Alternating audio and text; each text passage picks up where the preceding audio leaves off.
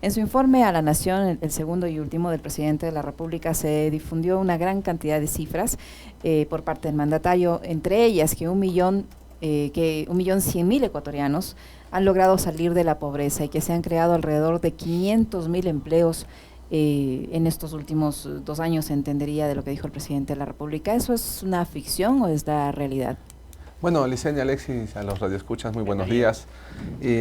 Bueno, en realidad depende mucho contra qué se compare.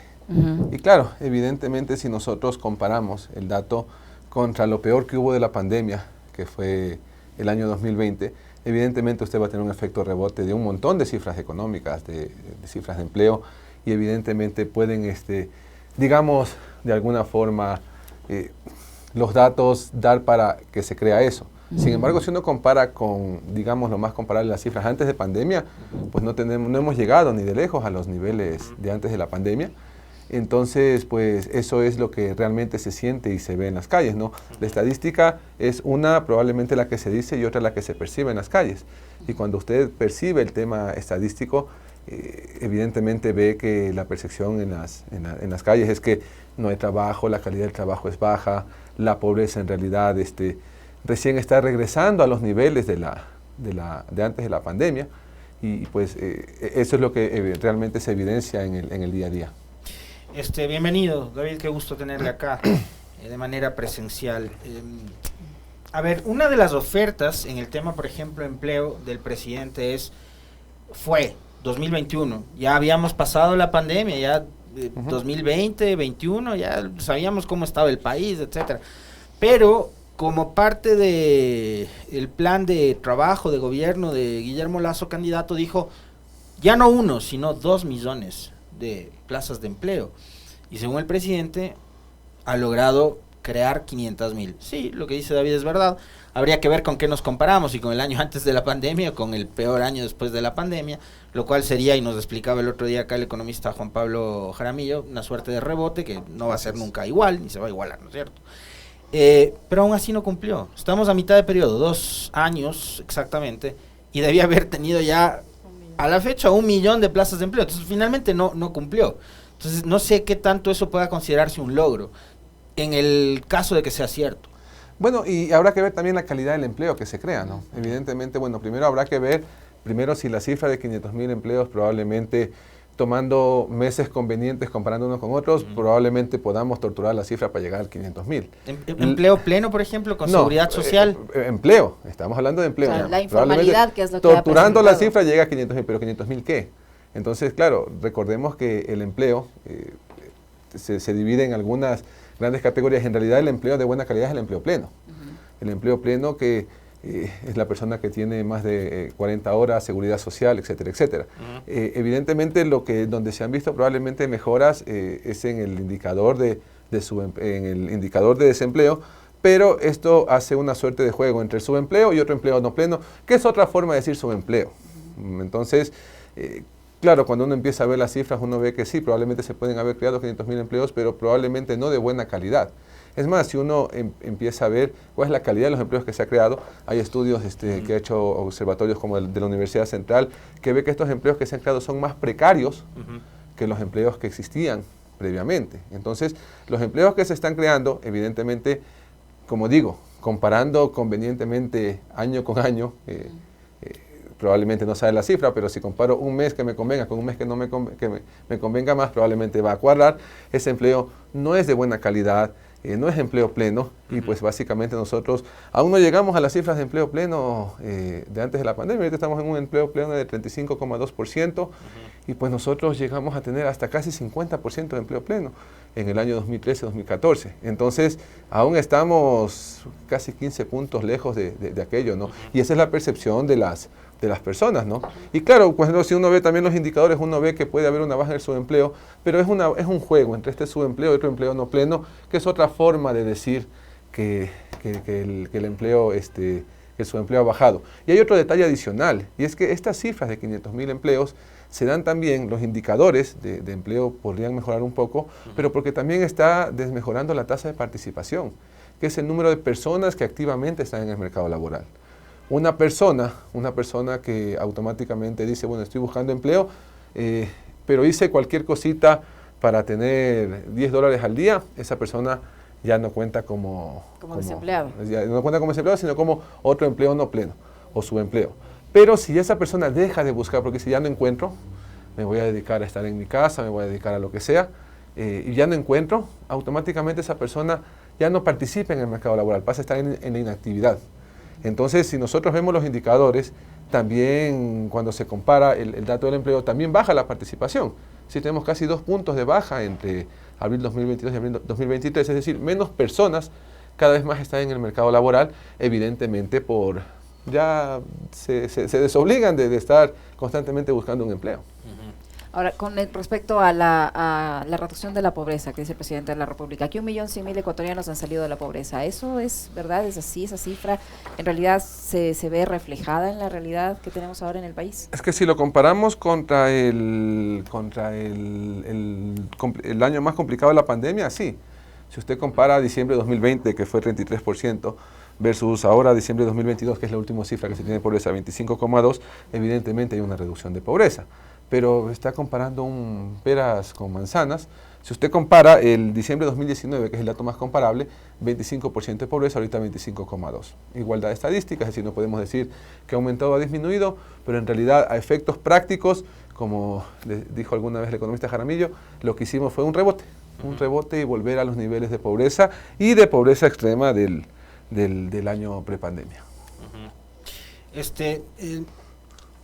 Entre pobreza y pobreza extrema, ¿hay algún tipo de diferencia? ¿Los números que ofrece el gobierno, en donde obtiene mejores resultados? Bueno, en realidad, si nosotros vemos los datos, hay una reducción de pobreza extrema de 8,9, 8,2, no alcanza a ser estadísticamente significativa, es decir, está dentro del margen de error de la encuesta. Sin embargo, digamos que es donde podría verse una baja. La pobreza extrema son personas que no alcanzan a cubrir las necesidades kilocalóricas, es decir, comida. Y las personas en pobreza son las que, alcanzan a cubrir las necesidades kilocalóricas, pero probablemente no alcanzan a cubrir otras necesidades básicas como arriendo, vivienda, educación, salud, etcétera, etcétera. Entonces, si uno podría ver algún efecto, se podría ver en la pobreza extrema, pero como digo, un efecto completamente rebote, automáticamente los dos indicadores vuelven al tema del prepandemia. Y claro, también ese es un poco cuando se torturan los datos de alguna manera. Por ejemplo, en el informe de la Nación, se daban datos de abril mezclados con datos de diciembre. Cuando hay datos de abril, por ejemplo, se daba un dato del desempleo de 3,2%. Ese es el dato de diciembre. Pero el dato de abril es 4%. Y cuando se daba el dato, en cambio, de subempleo, que se veía una bajada en abril, sí se daba el dato de abril. Entonces, es una suerte de mezclar los números, torturar para mostrar ciertas cosas, pero en general, cuando uno ve la realidad en el mundo de a pie, pues las cosas son completamente distintas. En el ámbito educativo, el presidente en su informe de la Nación también dijo que se han incrementado en $600 millones al presupuesto de educación, que en el 2023 se aumentó a $4.008 millones, que en el 2022 el presupuesto de educación alcanzó los 3.400 millones, 600 millones más. ¿Eso también se puede reflejar en la realidad o no? Habrá que ver primero qué tipo de gasto es ese, si es gasto corriente, si es gasto de inversión. Evidentemente, si uno ve los indicadores de rendimiento educativo, los indicadores de rendimiento educativo no han tenido una mejora sustancial. Es más, recientemente salieron documentos de comparación de pandemia, donde Ecuador fue el país que más demoró en abrir las escuelas, más demoró en recuperar su operatividad de antes del nivel de la pandemia. Entonces, evidentemente, cuando uno ve los datos de las cifras educativas, no veo una diferencia sustancial en los últimos años, que evidentemente eso se puede, como es una variable más estructural, se puede ver de mejor manera en el censo. Pero lamentablemente el censo ha sufrido varios retrasos. Entiendo que ahora hay un nuevo retraso que se lo está otra vez pasando para agosto. Entonces, probablemente cuando veamos ya en el censo la educación y necesidades básicas, asumiendo que esos datos del censo estén medianamente bien, pues podremos ver alguna mejora, pero en los datos de encuestas pues no se ve un cambio significativo en los niveles educativos. Eso le iba a consultar, doctor. O sea, si es que este gobierno tenía la ventaja por ejemplo, su antecesor, de contar con datos como los del censo podía habernos dado y ofrecido al país cifras muy apegadas a la realidad. El problema, ¿cuál es? El que usted señalaba, que el censo ha sufrido muchos problemas.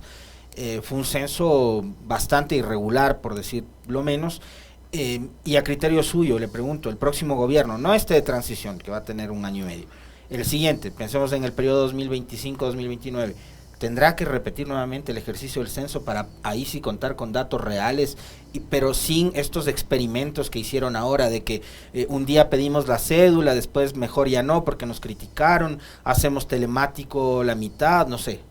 Bueno, en realidad primero habrá que ver los resultados,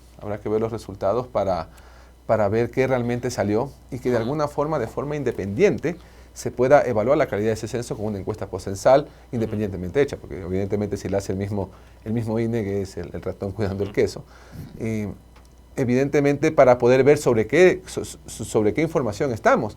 El censo en algún momento tuvo una encuesta grande, después una encuesta reducida.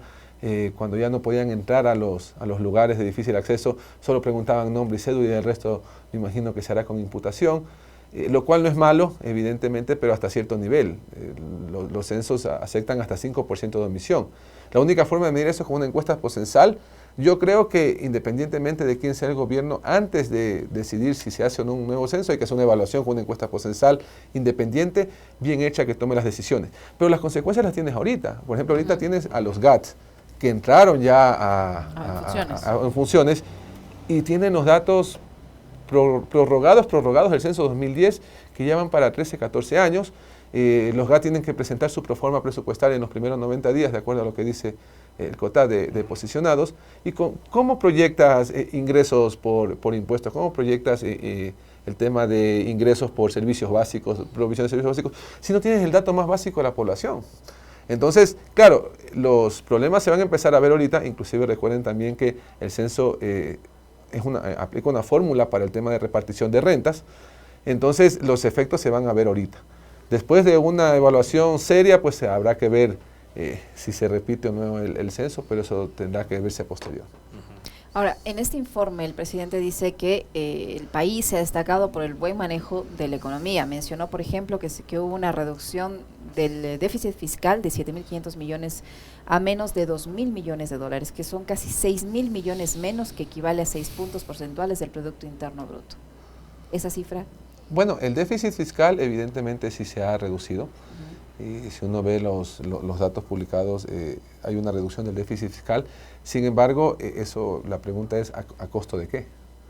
¿A costo de qué? A costo de tener menos provisión de servicios básicos, todos los temas que existen en la provisión de servicios y todo este tema de los indicadores económicos que no terminan de despegar. Porque si bien es cierto, tenemos un buen déficit fiscal, la provisión de crecimiento del PIB para este año es menor al 3%, cuando en pandemia decrecimos menos 8%. Es decir, con lo que hemos crecido en estos últimos 3 años recién nos estamos recuperando, cuando el efecto en los demás países bajó 8 y subió 7, o sea, fue un efecto rebote inmediato. Ahorita recién estamos tratando de recuperarnos. La pregunta es, bueno, o sea, está bien mantener el déficit fiscal en niveles apropiados, pero siempre en toda decisión hay un costo de oportunidad, hay un precio que pagar.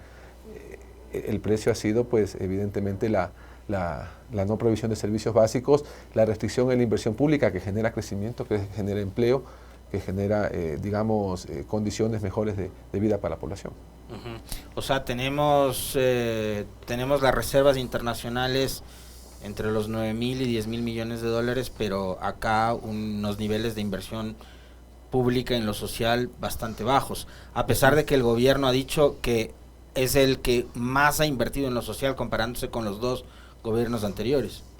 Con una muy baja ejecución presupuestaria, y también esa es otra variable. O sea, puede haber un presupuesto, pero el presupuesto no se está ejecutando. Y claro, normalmente ahí es donde se suele ver el tema, la mano fuerte política, ¿no? O sea, tú puedes tener presupuesto, pero finalmente si no lo ejecutas es como no haber tenido. Entonces, sí puedes haber tenido el presupuesto más alto, pero hay que ver los niveles de ejecución y más que todo hay que ver los rendimientos sociales. A la final del día, el gobierno tiene que servir todo el Estado en su conjunto tiene que servir a una sociedad, y si esa sociedad no está teniendo los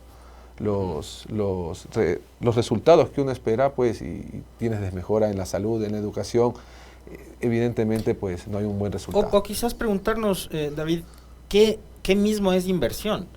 Porque me da la impresión de que se ha manipulado de tal manera las cifras por un lado, pero también el relato que ha impuesto el gobierno, que pagarle los sueldos a los profesores, a los policías, a los militares, al personal médico, etcétera, etcétera, etcétera, es inversión y eso es gasto corriente.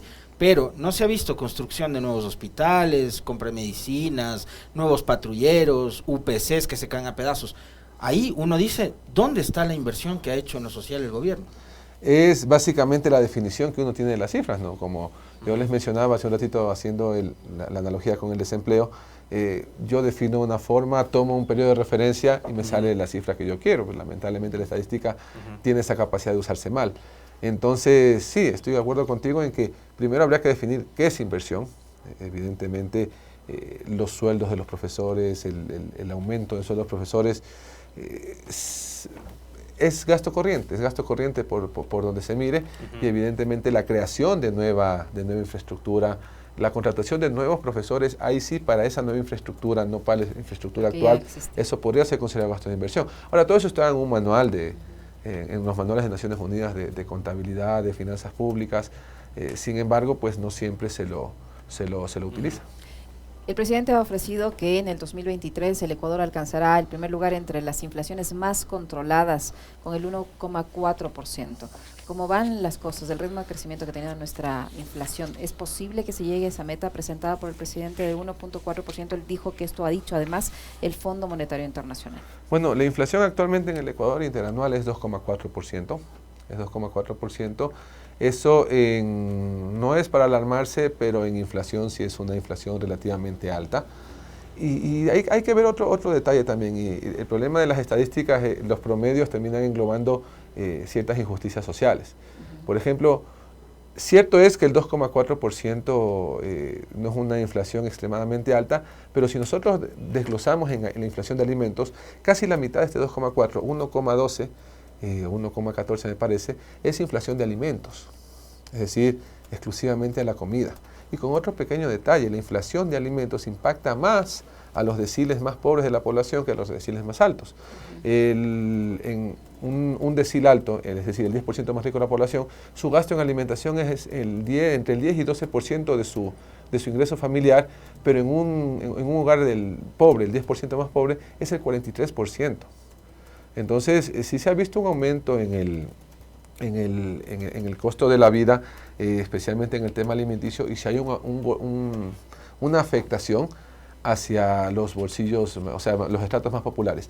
Y evidentemente, si usted le suma esto, el tema de que el empleo que se genera es de mala calidad, que no alcanza un salario básico y todos los temas adicionales, pues por eso es que usted tiene los niveles de inseguridad en el punto que los tiene. La inseguridad no es causa, es efecto de un desmejoramiento en las políticas sociales, que sí, evidentemente hay infiltración de narcotráfico, todo lo que usted quiera, sí, pero eso encuentra terreno fértil en un lugar con pobre desempeño social. Si usted es un chico de la calle que no tiene nada, que no tiene oportunidades, le ofrece un dinero para integrar ese mundo, pues no tiene ninguna otra oportunidad y nadie más se las da. En cuanto a la clase media, David, ¿se ha reducido en estos últimos 2 años de gestión del presidente Lasso? Bueno, para ver un poco la estructura de la población, evidentemente necesitaríamos ya resultados del censo. La clase media como tal, no sabemos decir si se ha reducido, pero evidentemente sí tuvo menos dinero disponible por la reforma tributaria, que a donde afectó la reforma tributaria es específicamente a la clase media. Y ahí también hay un detalle interesante, y es que normalmente se dice, bueno, es que son las personas que ganan más de 1,000 y pico al mes, no afecta a todos, pero no se ve la economía como un conjunto. Una familia, la clase media es el motor del comercio.